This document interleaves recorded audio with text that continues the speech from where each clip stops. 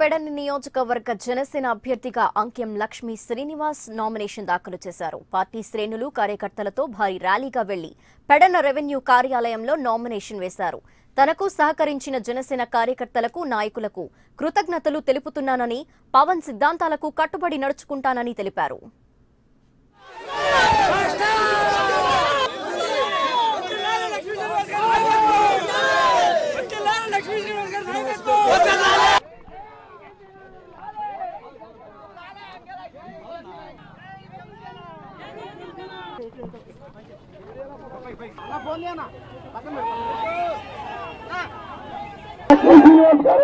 Party office చేశారండి.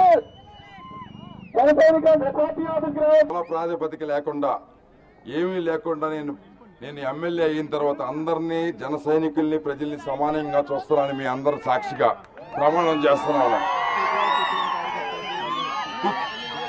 ఎక్కడ మాట పడనివ్వకుండా, ప్లస్ మీ ప్రజలు నా దగ్గర నుంచి ఏదైతే ఆలోచిస్తున్నారో, నా గురించి ఏదైతే ఆలోచిస్తానో దానిలో తూచా తప్పకుండా మీ అందరికీ ప్రమాణం చేస్తున్నాను. అందులో ఒక బాట కూడా మారను.